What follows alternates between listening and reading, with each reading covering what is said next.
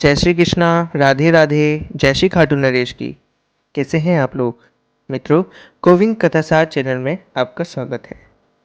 आज आपके समक्ष मैं गणेश चतुर्थी से संबंधित बात रखने के लिए आया हूँ। गणेश चतुर्थी हमारे देश का बहुत ही पावन त्यौहार है, क्योंकि ये हमारे श्री गणेश जी महाराज कि जन्मोत्सव के संबंधित या उसी से ही संबंधित रखता है।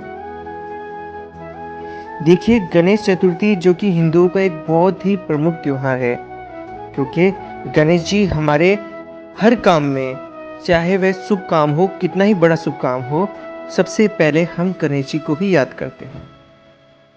यह त्योहार भारत के विभिन्न भागों में मनाया जाता है, किंतु यह महाराष्ट्र में बड़ी धूमधाम से मनाया जाता है। वैसे तो मित्रों ये सभी जगह मनाया जाता है, लेकिन महाराष्ट्र में बहुत ही धूमधाम से मनाया जाता है। और पुराणों के अनुसार इसी दिन गणेश जी का जन्म भी हुआ था, और गणेश चतुर्थी पर हिंदू भगवान गणेश जी की पूजा भी करते हैं।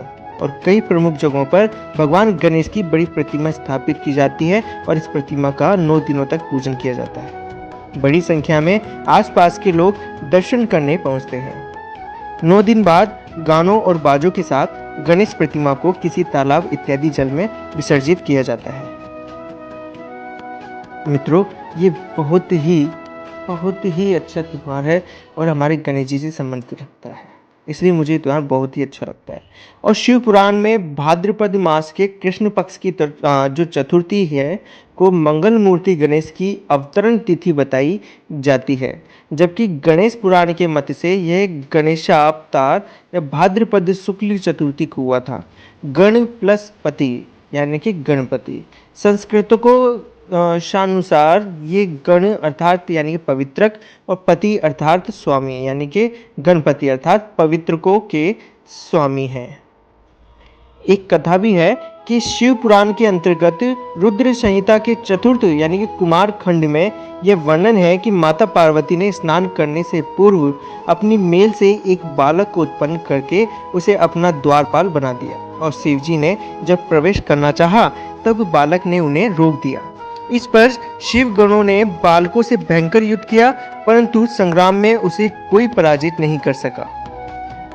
अंतोत्कत्वा भगवान शंकर ने क्रोधित होकर अपने त्रिशूल से उस बालक का सरकार दिया। इससे भगवती शिवा क्रुद्ध हो उठी और उन्होंने प्रलय करने की ठान ली। मित्रों, भयभीत देवताओं ने देवर्षि नारद की सलाह पर जगदम्बा की स्तुति करके उन्हें शांत किया, और शिव जी के निर्देश पर विष्णु जी उत्तर दिशा में सबसे पहले मिले जीव यानी हाथी का सिर काट कर ले आए।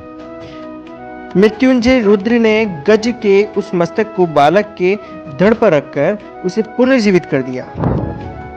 माता पार्वती ने हर्षातिरेक से उस गजमुख बालक को अपने हृदय से लगा लिया और देवताओं में अग्रणी होने का आशीर्वाद दिया। ब्रह्मा विष्णु महेश ने उस बालक को सर्वाध्यक्ष घोषित करके अग्र पूज्य होने का वरदान भी दिया। भगवान शंकर ने बालक से कहा कि गिरजानंदन, जो कि विघ्न नाश करने में तेरा नाम सर्वोपर होगा, और तू सबका पूज्य बनकर मेरे समस्त गणों का अध्यक्ष हो जा। गणेश्वर, तू भाद्रपद मास के कृष्ण पक्ष की चतुर्थी को चंद्रमा के उदित होने पर उत्पन्न हुआ है। इस तिथि में व्रत करने वाले के सभी विघ्नों का नाश हो जाएगा और उसे सब सिद्धियां प्राप्त होगी। कृष्ण पक्ष की चतुर्थी की रात्रि में चंद्रोदय के समय गणेश तुम्हारी पूजा करने के पश्चात व्रती चंद्रमा को अर्घ्य देकर ब्राह्मण को मिष्टान खिलाएं। तदुपरांत स्वयं भी मीठा भोजन करें। वर्ष पर्यंत श्री गणेश चतुर्थी का व्रत करने वाले की मनोकामना अवश्य पूर्ण होती है। और एक कथा और है मित्रों, जो कि एक बार महादेव जी पार्वती जी सहित नर्मदा के तट पर गए। वहां एक सुंदर स्थान पर पार्वती जी ने महादेव जी के साथ चौपड़ खेलने की इच्छा व्यक्त की। तब शिव जी ने कहा कि हमारी हार जीत का साक्षी कौन होगा। पार्वती ने तत्काल वहां की घास के तिनके बटोरकर एक पुतला बनाया और उसमें प्राण प्रतिष्ठा करके उससे कहा, बेटा, हम चौपड़ खेलना चाहते हैं, किंतु यहाँ हार जीत का साक्षी कोई नहीं है, अतः खेल के अंत में तुम हमारी हार जीत के साक्षी होकर बताना कि हम में से कौन जीता और कौन हारा। खेल आरंभ हुआ। देव योग से तीनों बार पार्वती जी ही जीती। जब अंत में बालक से हार जीत का निर्णय कराया गया तो उसने महादेव जी को विजयी बताया। परिणामतः पार्वती जी ने क्रुद्ध होकर उसे एक पांव से लंगड़ा होने और वहां की कीचड़ में पड़ा रहकर दुख भोगने का श्राप दे दिया। बालक ने विनम्रता पूर्वक कहा, माँ मुझसे अज्ञानवश ऐसा हो गया, मैंने किसी कुटिलता या द्वेष के कारण ऐसा नहीं किया है, मुझे क्षमा करें तथा शाप से मुक्ति का उपाय बताए। तब ममता रूपी माँ को उस पर दया आ गई और वे बोली कि यहाँ नाग कन्याएं गणेश पूजन करने आएगी, उनके उपदेश से तुम गणेश व्रत करके मुझे प्राप्त करोगे। इतना कहकर वे कैलाश पर्वत चली गई। एक वर्ष बाद वहां श्रावण में नाग कन्या गणेश पूजन के लिए आई और नाग कन्याओं ने गणेश व्रत करके उस बालक को भी व्रत की विधि बताई। तत्पश्चात बालक ने 12 दिन तक गणेश जी का व्रत किया। तब गणेश जी ने उसे दर्शन देकर कहा, मैं तुम्हारे व्रत से प्रसन्न हूँ, मनोवांछित वर मांगो। बालक बोला, भगवान मेरे पाँव में इतनी शक्ति दें कि मैं कैलाश पर्वत पर अपने माता पिता के पास पहुंच सकूं और वे मुझ पर प्रसन्न हो जाएं। गणेश जी तथास्तु कहकर अंतर्धान हो गए। बालक भगवान शिव के चरणों में पहुंचा और शिव जी ने उससे वहां तक पहुंचने के साधन के बारे में पूछा। तब बालक ने सारी कथा शिव जी को सुना दी और उधर उसी दिन से अब प्रश्न होकर पार्वती शिव जी से भी विमुख हो गई थी। तदुपरांत भगवान शंकर ने भी बालक की तरह 21 दिन पर्यंत श्री गणेश का व्रत किया और जिसके प्रभाव से पार्वती के मन में स्वयं महादेव जी से मिलने की इच्छा जागृत हुई। वे शीघ्र ही कैलाश पर्वत पर आ पहुंची। वहां पहुंचकर पार्वती ने शिव जी से पूछा, भगवान आपने ऐसा कौन सा उपाय किया जिसके फल स्वरूप में आपके पास भागी भागी आ गई हूँ। शिव जी ने गणेश व्रत का इतिहास उसे कहा सुनाया। तब पार्वती जी ने अपने पुत्र कार्तिकेय से मिलने की इच्छा से 21 दिन पर्यंत 21 की संख्या में दुर्वा पुष्प लड्डुओं से गणेश जी का पूजन किया और 21वें दिन कार्तिकेय स्वयं ही पार्वती जी से मिलने आ गए। उन्होंने भी माँ के मुख से इस व्रत का महात्म्य सुनकर व्रत किया। कार्तिकेय ने यही व्रत विश्वामित्र जी को बताया। विश्वामित्र ने व्रत करके गणेश जी से जन्म से मुक्ति होकर ब्रह्मा ऋषि होने का वर मांगा और गणेश जी ने उनकी मनोकामना पूर्ण की। ऐसे हैं श्री गणेश जी जो कि सबकी मनोकामना पूर्ण करते हैं। अब जो तीसरी कथा है वह इस प्रकार है कि एक बार महादेव जी स्नान करने के लिए भोगावती गए। उनके जाने के पश्चात पार्वती ने अपने तन के मेल से एक पुतला बनाया और उसका नाम गणेश रखा। पार्वती ने उससे कहा कि हे पुत्र, तुम एक मुगल दल लेकर द्वार पर बैठ जाओ, मैं भीतर जाकर स्नान कर रही हूँ। जब तक मैं स्नान न कर लूँ तब तक तुम किसी भी पुरुष को भीतर मत आने देना। भोगावती में स्नान करने के बाद जब भगवान शिव आए तो गणेश जी ने उन्हें द्वार पर रोक लिया। इसे शिव जी ने अपना अपमान समझा और क्रोधित होकर उनका सिर धड़ से अलग करके भीतर चले गए। पार्वती ने उन्हें नाराज देखकर समझा कि भोजन में विलंब होने के कारण महादेव जी नाराज हैं। इसलिए उन्होंने तत्काल 2 थालियों में भोजन परोसकर शिव जी को बुलाया। तब दूसरी थाल देखकर तनिक आश्चर्यचकित होकर शिव जी ने पूछा, यह दूसरा थाल किसके लिए है? पार्वती जी बोली, पुत्र गणेश के लिए है जो बाहर द्वारपाल पर पहरा दे रहा है। यह सुनकर शिव जी और अधिक आश्चर्यचकित हुए। तुम्हारा पुत्र पहरा दे रहा है? हाँ नाथ, क्या आपने उसे देखा नहीं? देखा तो था, किंतु मैंने तो अपने रोके जाने पर उसे कोई उद्दंड बालक समझकर उसका सिर काट दिया। और यह सुनकर पार्वती जी बहुत दुखी हुई, वे विलाप करने लगी। तब पार्वती जी को प्रश्न करने के लिए भगवान शिव ने एक हाथी के बच्चे का सिर काटकर बालक के धड़ से जोड़ दिया और पार्वती जी इस प्रकार पुत्र गणेश को पाकर बहुत प्रसन्न हुई और उन्होंने पति तथा पुत्र को प्रीतिपूर्वक भोजन कराकर बाद में स्वयं भोजन किया। यह घटना भाद्रपद शुक्ल चतुर्थी को हुई थी, इसलिए यह तिथि पुण्य पर्व के रूप में मनाई जाती है। जो कि व्रत है, ये देखिए कि भाद्रपद कृष्ण चतुर्थी से प्रारंभ करके प्रत्येक मास के कृष्ण पक्ष की चंद्रोदय व्यापिनी चतुर्थी के दिन व्रत करने पर विघ्नेश्वर गणेश प्रसन्न होकर समस्त विघ्न और संकट दूर कर देते हैं। जो कि चंद्र दर्शन दोष से कैसे बचा जाए यह मैं आपको बताता हूँ। प्रत्येक शुक्ल पक्ष चतुर्थी को चंद्र दर्शन करने के पश्चात व्रती को आहार लेने का निर्देश है, इसकी पूर्व नहीं। किंतु भाद्रपद शुक्ल पक्ष की चतुर्थी को रात्रि में चंद्र दर्शन यानी कि चंद्रमा देखने को निषिद्ध माना गया है। जो व्यक्ति इस रात्रि को चंद्रमा को देखते हैं उन्हें झूठा कलंक प्राप्त होता है, ऐसा शास्त्रों का निर्देश है। यह अनुभूति भी है और इस गणेश चतुर्थी को चंद्र दर्शन करने वाले व्यक्ति को उक्त परिणाम अनुभूत हुए हैं, इसमें कोई संशय भी नहीं है मित्रों। यदि जाने अनजाने में चंद्रमा दिख भी जाए तो एक मंत्र है, उसका पाठ अवश्य कर लेना चाहिए। वह मंत्र मैं आपको बताता हूँ कि सिंह है प्रसन्नम अवधीत सिंहो जाम्बवंता हत सुकुमारक मा रोदी स्वत होश स्वमंतक। इस पाठ को यानी कि इसका अगर आप मंत्र का जाप करेंगे तो इससे दोष नहीं लगेगा मित्रों।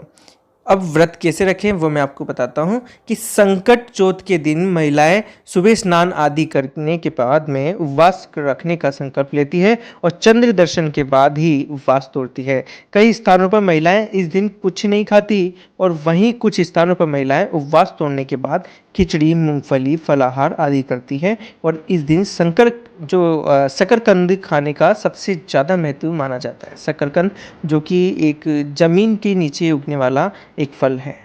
और संकट चौथ की जो पूजन विधि है वो भी मैं आपको बताता हूँ कि सुबह स्नान के बाद साफ कपड़ा पहन करके गणेश जी की प्रतिमा को ईशान कोण में एक चौकी पर स्थापित कर दें।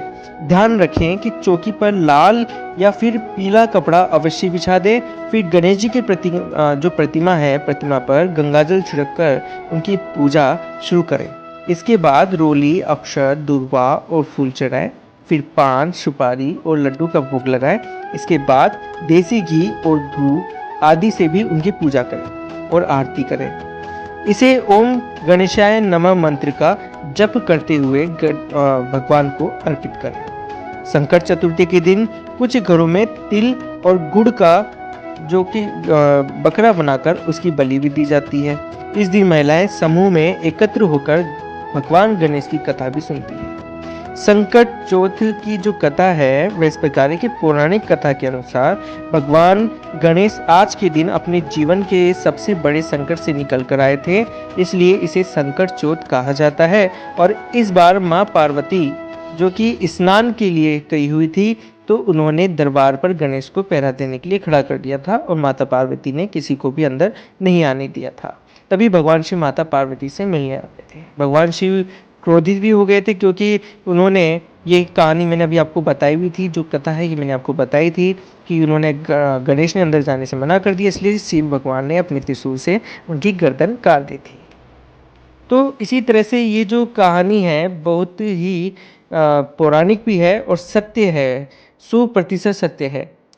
तब से जो संकट जो चतुर्थी है वह इसी वजह से ही मानी जाती है कि जब माता पार्वती ने शिव से अपनी अनुरोध किया तो भगवान गणेश को हाथी का सिर लगाकर दूसरा जीवन दिया गया और तब से भगवान गणेश गजानन के नाम से भी जाने जाते हैं।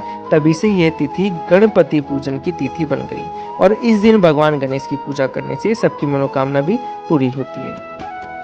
पूजा के बाद शाम को चंद्रमा को अर्घ्य देकर ही व्रत तोड़ा जाता है और चंद्रमा को शहद, रोली, चंदन और रोली मिश्रित दूध से अर्घ्य दें। और कुछ स्थानों पर व्रत तोड़ने के बाद महिलाएं सबसे पहले जो शकरकंद का उपयोग है वह करती है। अब देखिए मित्रों, एक बात और है जो बहुत ही जरूरी है, वह ये कि गणेश चतुर्थी इस बार किस महायोग से आ रही है ये मैं आपको बताता हूँ कि गणपति को सभी देवों में प्रथम पूज्य भी कहा गया है और भगवान गणपति का जन्म भाद्रपद शुक्ल चतुर्थी के दिन हुआ था, इसलिए इस दिन को गणेश चतुर्थी के रूप में माना जाता है। इस बार गणेश चतुर्थी की तिथि 21 अगस्त को रात्रि 11:02 बजे से शुरू होकर 22 अगस्त को शाम 7:57 बजे तक रहेगी। इसलिए गणेश चतुर्थी का त्यौहार 22 अगस्त को शनिवार के दिन माना जाएगा। अब गणेश चतुर्थी को बहुत पवित्र और फलदायी त्यौहार भी माना जाता है। 22 अगस्त को पूरे देश में गणपति उत्सव शुरू हो जाएगा जो लगभग 10 दिनों तक चलेगा। इसके बाद अनंत चतुर्दशी के दिन गणपति का विसर्जन किया जाएगा और इस बार गणेश चतुर्थी के दिन एक खास संयोग बन रहा है जिससे इस दिन का महत्व और बढ़ गया है। ज्योतिर्विद भावना जो कि समाजी से जानते हैं कि गणेश चतुर्थी पर बन रहे इस महासंयोग के बारे में। इस बार जो गणेश चतुर्थी के दिन नक्षत्र जो हस्त्र नक्षत्र का योग बन रहा है, वह इस नक्षत्र का स्वामी चंद्रमा है और इस योग के दौरान पृथ्वी तत्व की राशि यानी कन्या राशि रहेगी। माना जा रहा है कि इस अद्भुत जो संयोग और गणपति की कृपा से पृथ्वी पर चल रहे सभी संकट खत्म हो जाएंगे और महाराष्ट्र में यह पर्व गणेशोत्सव के तौर पर मनाया जाता है। इस 10 दिनों तक गणेश जी को भव्य रूप से सजाकर उनकी पूजा भी की जाती है। अब गणपति को प्रसन्न कैसे करें, ये भी मैं आपको बताता हूँ कि गणपति जी की पूजा बेहद सरल मानी जाती है। इस दिन मिट्टी के गणपति विराजमान किए जाते हैं।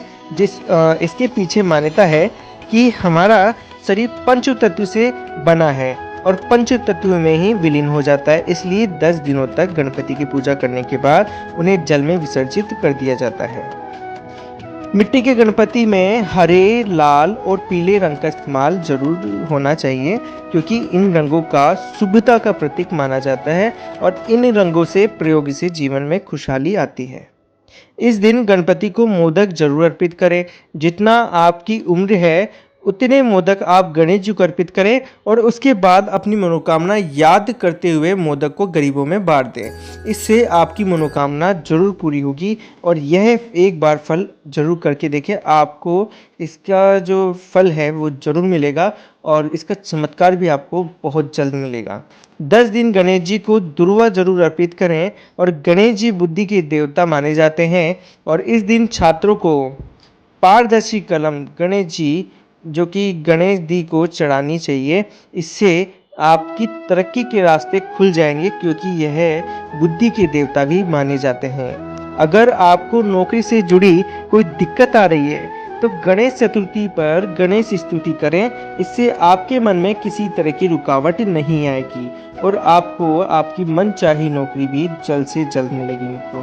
ये बहुत ही सरल उपाय है, एक बार आप यह उपाय जरूर करके देखें, आपको इसका फल जरूर मिलेगा। मेरे द्वारा जो आपको ये जानकारी दी गई है ये एकदम सत्य जानकारी है। मैंने आपको यह संपूर्ण जानकारी इसी वजह से दी है जिससे कि इस व्रत के दौरान शुरू से लेकर के प्रथम दिन से लेकर के और 10 दिन तक किसी भी तरीके की कोई भी भूल ना हो। गणेश जी को किस प्रकार से हमें प्रश्न करना चाहिए, गणेश जी के सबसे जल्दी अगर प्रश्न करना है तो इनकी स्तुति और दूसरा दुर्वा, इनकी दुर्वा जो उनको बहुत ही पसंद है, इसका दुर्वा का भी उपयोग हमें लेना चाहिए और इनको मोदक बहुत ही अच्छे लगते हैं, मोदक का भी उपयोग करना चाहिए। साथ में इनके जो वाहक हैं वो है चूहा। देखिए चूहे को भी हमें प्रश्न करना चाहिए, इनकी भी स्तुति जरूरी होती है इनके साथ में, क्योंकि ये इनका वाहक है और इनको कहीं पर भी लेकर जाने में सक्षम है, तो इसी वजह से इनकी स्तुति भी बहुत जरूरी होती है। अब देखिए मित्रों, वैसे तो स्तुति हमें सबकी करनी चाहिए, लेकिन गणेश जी भगवान हमारे प्रथम पूज्य हैं। हमारे हर काम में गणेश भगवान को ही सबसे पहले याद किया जाता है, चाहे वे किसी भी तरीके का कोई भी काम हो, चाहे हवन हो, पाठ हो, शादी हो, विवाह हो, कुछ भी हो, सभी में ही हमारे गणपति जी को ही याद किया जाता है। तो ऐसे हैं हमारे गणपति जी। तो आपको मेरी तरफ से मित्रों गणेश चतुर्थी की हार्दिक बधाई हो। आप सभी के जीवन में गणपति जी ऐसे ही खुशियाँ लाए, ऐसे ही बुद्धि आप सभी में बढ़ाए, मुझ सहित मुझ में भी बुद्धि बढ़ाए, जिससे कि मैं आगे भगवान का प्रचार प्रसार ज़्यादा से ज़्यादा कर सकूं। और मैं यही चाहता हूं कि भगवान गणेश जी हर किसी के काम को जल्द से जल्द करे, जिसकी शादी ना हो उसकी शादी जल्द से जल्द हो, और जिसके किसी भी तरह से किसी भी काम में कोई रुकावट हो, किसी की नौकरी अगर नहीं लग रही है तो उसकी नौकरी भी फटाफट लगे, किसी के कार्य यानी कि व्यापार में कोई हानि हो तो उसको हानि भी रोके और उसको लाभ अधिक से अधिक करवाए, क्योंकि गणेश जी हमारे लक्ष्मी के साथ में, लक्ष्मी माता के साथ में भी रहने वाले हैं। ये लक्ष्मी माता से भी जुड़े हुए हैं, ये लक्ष्मी माता के एक तरह से बेटे हैं। इस वजह से ये लक्ष्मी की भी बहुत ही अपार महिमा रहती है। जहाँ गणेश भगवान होते हैं वहाँ माता पार्वती यानी कि बुद्धि माँ, और जहाँ ये गणेश भगवान होते हैं वहाँ लक्ष्मी जी भी होती है। तो इसलिए हमें इनकी पूजा सर्वप्रथम करनी चाहिए। तो आज के लिए मित्रों इतना ही। अगर मुझसे किसी प्रकार से किसी भी तरह की कोई भी अगर त्रुटि हुई हो तो इसके लिए मुझे क्षमा करें। मैं किसी प्रकार के आपके मन में कोई भी गलत व्यवहार नहीं डालना चाहता हूँ। बस आपसे यही है, कोई भी अगर गलती हो तो मुझे माफ़ी दें। आज के लिए इतना ही। जय श्री कृष्णा, जय श्री राधे, खाटू नरेश की जय। हम सभी पर इसी तरह से श्री बांके बिहारी जी का आशीर्वाद बने रहे।